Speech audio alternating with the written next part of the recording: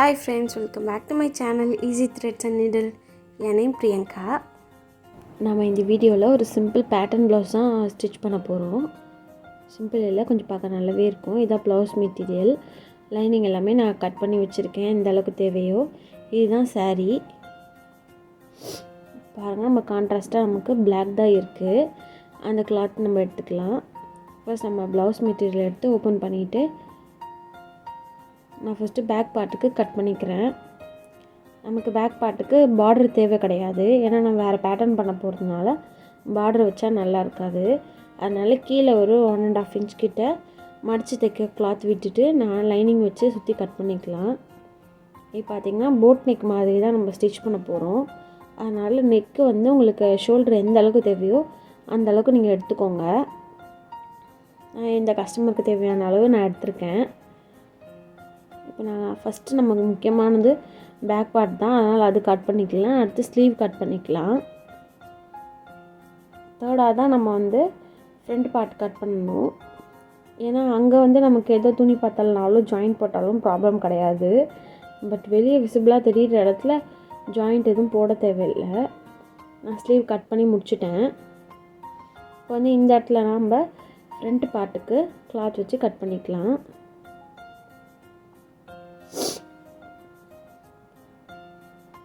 Sorry, கோல்டாக இருக்குது, கொஞ்சம் வாய்ஸு மாறி இருக்கும்னு நினைக்கிறேன், அட்ஜஸ்ட் பண்ணிக்கோங்க. இந்த வீடியோ உங்களுக்கு ரொம்ப கிளியராக இருக்கும்னு நினைக்கிறேன். பாருங்கள், உங்களுக்கு அது பிடிச்சிருந்தோ எதோ கிளியராக இருந்துச்சுன்னா எனக்காக ஒரு லைக் போடுங்க. எனக்கு அடுத்தடுத்த வீடியோ மேக் பண்ணி போடுறதுக்கு ரொம்ப இன்ட்ரெஸ்ட்டாக இருக்கும். ஓகே, இந்த பகுதியை வந்து நம்ம பட்டிக்கு வச்சுக்கலாம். பட்டி மற்ற மற்ற இதுக்கெலாம் யூஸ் பண்ணுறதுக்கு வச்சுக்கலாம். ஃபர்ஸ்ட் நான் பேக் பார்ட் எடுத்துக்கிறேன். ஃபர்ஸ்ட் நம்ம போட் நெக்கான ஃபுல் ஷோல்டர் தான் எடுக்கணும். நீங்கள் நார்மலாக எடுத்துகிற போகிறீங்க. ஃபுல் ஷோல்டர் வந்து நமக்கு 3, பேலன்ஸில் தான் நம்ம நெக்குக்கு கன்வெர்ட் பண்ணிக்கலாம். இப்போ வந்து நெக்கு இறக்கம் பார்த்திங்கன்னா 3 வச்சுருக்கேன். லைட்டாக நம்ம போட் மாதிரி ஷேப் எடுத்துக்கலாம். நம்ம நெக்கோட டெப்த்து பார்த்திங்கன்னா இவங்க 10 வரலும் போடுவாங்க. அதுக்கேற்ற மாதிரி நம்மளோட டெப்த்தை நான் மார்க் பண்ணிவிட்டு அங்கே ஒரு ட்ரா பண்ணிக்கிறேன். இப்போ நம்ம இதை அப்படியே ஆப்போசிட்டில் போட்டு ட்ரேஸ் எடுத்துக்கலாம்.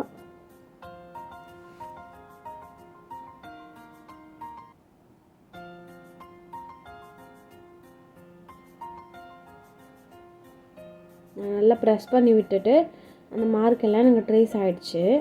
இப்போ நான் அது மேலேயே ஒரு ட்ரா பண்ணிக்கலாம்.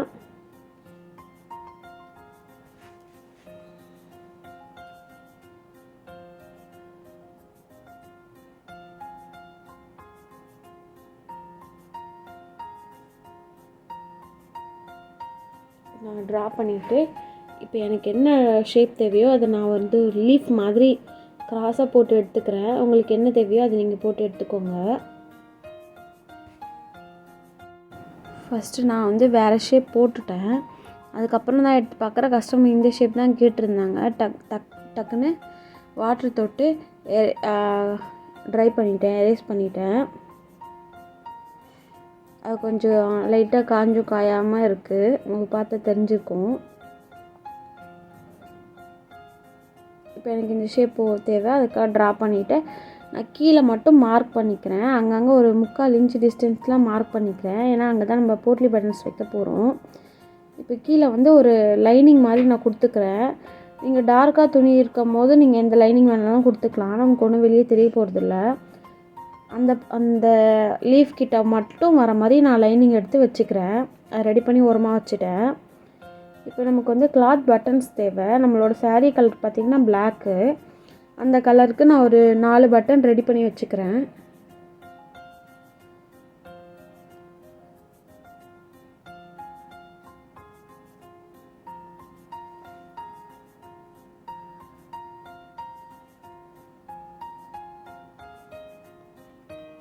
இது மாதிரி 4 ஆல்ரெடி ரெடி பண்ணி வச்சுருக்கேன். இப்போ வந்து நம்ம பேக்கில் அந்த ஷேப்லேயே நம்ம ஸ்டிச் பண்ணி எடுத்துக்கலாம்.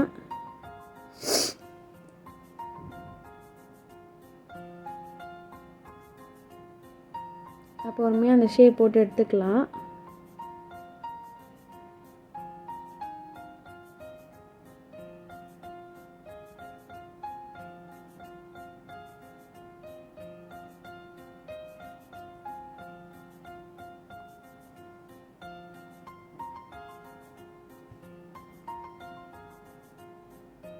இப்போ ஷேப் போட்டு எடுத்துட்டேன், ஸ்டிச் பண்ணியாச்சு. இப்போ நம்ம சென்டரில் வந்து ஃபுல்லாக ஒரு 1/4 இன்ச் அளவுக்கு கிளாத் விட்டுட்டு ஃபுல்லாமே கட் பண்ணி எடுத்துக்கலாம்.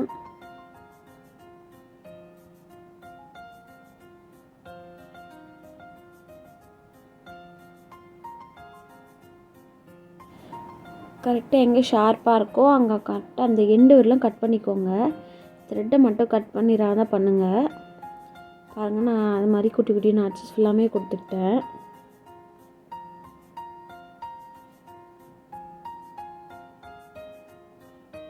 இப்போ வந்து இதை நம்ம அப்படியே டர்ன் பண்ணி எடுத்துடலாம். லைனிங்கை வெளிப்பக்கமாக கொடுத்து எடுத்துடலாம்.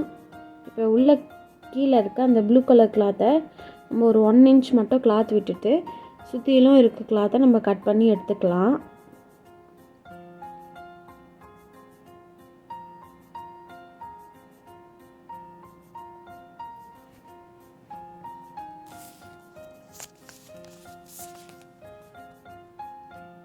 கட் பண்ணியாச்சு. இப்போ நம்ம சுற்றி ஒரு ஸ்டிச் போட்டு எடுத்துக்கலாம். கிளாத்தை நல்லா அட்ஜஸ்ட் பண்ணி விட்டுட்டு அந்த எட்ஜ் ஸ்டிச் நம்ம போட்டு எடுத்துக்கலாம்.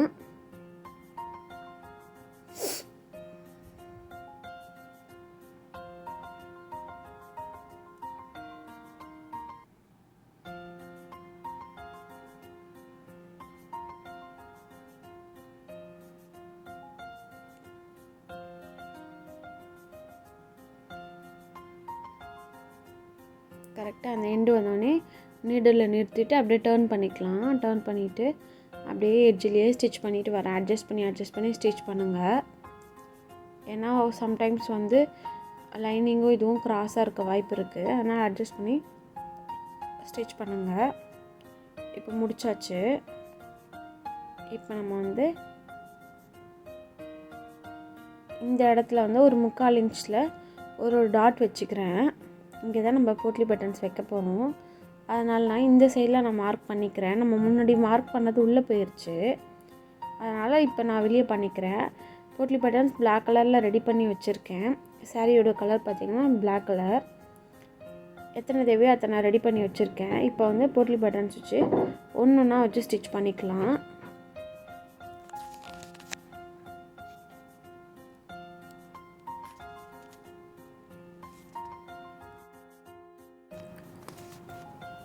கரெக்டாக எங்கெல்லாம் நம்ம மார்க் பண்ணியிருக்கோமோ அங்கெல்லாம் போட்லி பட்டன்ஸ் வச்சு நம்ம ஸ்டிச் பண்ணிக்கலாம். இது நான் நார்மல் ஃபூட்டரில் தான் ஸ்டிச் பண்ணுறேன். நம்ம போட்லி பட்டன்ஸ்குள்ளே அந்த ஸ்பாஞ்ச் மாதிரி தானே கொடுத்துருக்கோம், அது வந்து அமுந்தி வரும். அதனால் நான் இதுவே எனக்கு கரெக்டாக இருக்கும். ஃபுல்லாக நம்ம ஸ்டிச் பண்ணிக்கலாம்.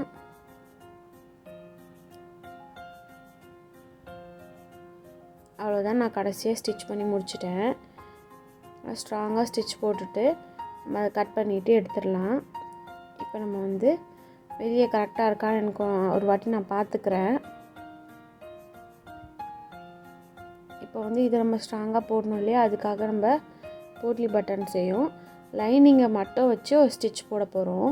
பாருங்கள், துணியெல்லாம் எடுத்து விட்டுட்டேன். வெறும் லைனிங்கும் அந்த போட்லி பட்டன்ஸ் மட்டுமே இருக்குது. இதுக்கு மேலே நான் கரெக்டாக வெளியே வராமல் அட்ஜஸ்ட் பண்ணி ஒரு 1/4 இன்ச்சில் ஒரு ஸ்டிச் போட்டு எடுத்துக்கிறேன். இப்போ உங்களுக்கு கிளியராக இருக்கும்னு நினைக்கிறேன்.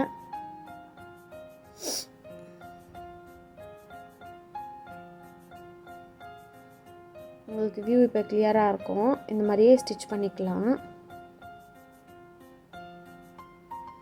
இந்த மாதிரி பண்ணும்போது குயிக்காக வேலை முடியும். நம்ம கீழே துணி இருக்கான்னு பார்த்துட்டு ஸ்டிச் பண்ணுங்கள். அவ்வளோதான், ஸ்டிச் பண்ணியாச்சு. இப்போ நான் இதை எடுத்துடுறேன்.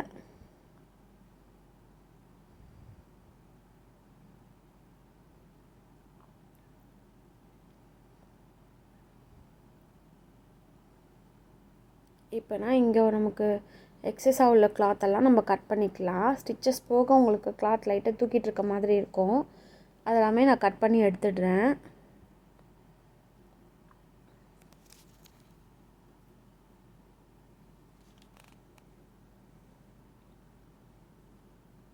அவ்வளோதான், எடுத்தாச்சு. இப்போ நம்ம சுற்றிலும் ஒரு ஸ்டிச் போட்டு எடுத்துக்கலாம்.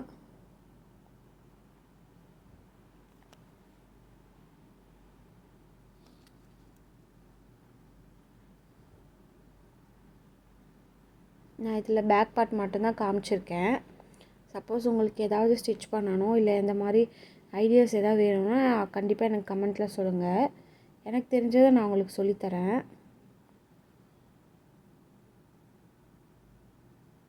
துணியை நல்லா இழுத்து விட்டு அட்ஜஸ்ட் பண்ணிவிட்டு அப்புறமா ஸ்டிச் பண்ணுங்கள்.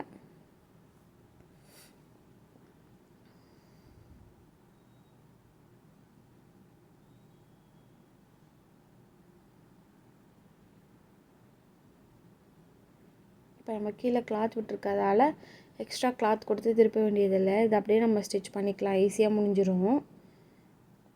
மேக்ஸிமம் எந்த மாதிரி வருதுன்னு பார்ப்பேன். இதே பார்டர்ஸ் சாரியில் பார்டர் இருந்ததுன்னா இந்த மெத்தட் நம்ம ஃபாலோ பண்ண முடியாது, கிளாத் கொடுத்து தான் திருப்பணும். பார்டர் இல்லாத பட்சத்தில் இந்த மாதிரி நம்ம கீழே ஒரு 1 1.5 இன்ச் கிட்ட கிளாத் விட்டுட்டு நம்ம அதுக்கு மேலே லைனிங் வச்சு கட் பண்ணோம்னா இது நம்ம பர்ஃபெக்டாக பண்ணிக்கலாம். இந்த மாதிரி என்னன்னு தெரியல, திடீர்னு கோல்ட் ஆகிடுச்சி, முடியல, பேசவே ஒரு மாதிரி அடைக்குது. வழக்கம் போல் நூல் காலி ஆயிடுச்சு. இப்போ நான் அதை ரீஃபில் பண்ணிட்டேன். இப்போ நம்ம எக்ஸ்ட்ரா உள்ள கிளாத்தெல்லாம் கட் பண்ணி எடுத்துடலாம்.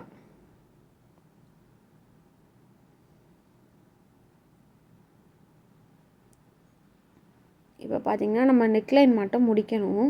அதுக்கு மட்டும் ஒரு கிராஸ் பீஸ் எடுத்து வச்சுருக்கேன். இதை கொடுத்து நம்ம நெக்கை அப்படியே அடித்து திருப்ப போகிறோம்.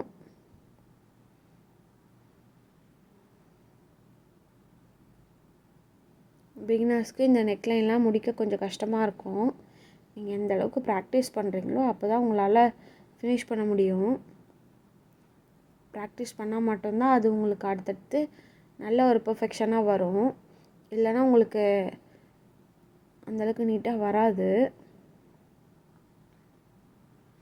ஒரு வாட்டி பண்ணிட்டேன் எனக்கு வரல அப்படின்னு சொல்லாதீங்க. நீங்கள் முயற்சி பண்ணிகிட்டே இருந்தீங்கன்னா தான் அடுத்தடுத்த வாட்டி உங்களுக்கு நல்ல ஒரு பெட்டர் ரிசல்ட்டு அது கிடைக்கும் உங்களுக்கு.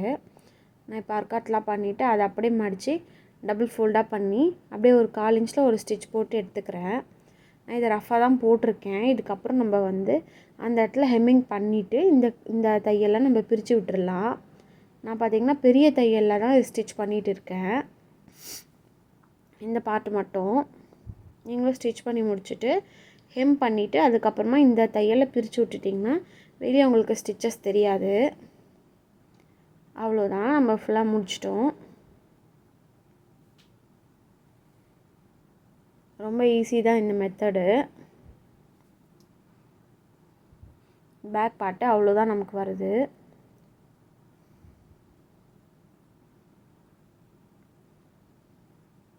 இப்போ இதுக்கு நேராக ஸ்ட்ரெயிட்டாக ஒரு லைன் மாதிரி உங்களுக்கு தெரிஞ்சிருக்கும். அந்த லீஃப் எண்டு அந்த இடத்துல நம்ம ரெடி பண்ணி வச்சுருக்க கிளாத் பட்டன்ஸ் வச்சுட்டா ஒர்க் முடிஞ்சிச்சு. இதுதான் நம்மளோட ஃபினிஷ் பண்ண ப்ளவுஸு.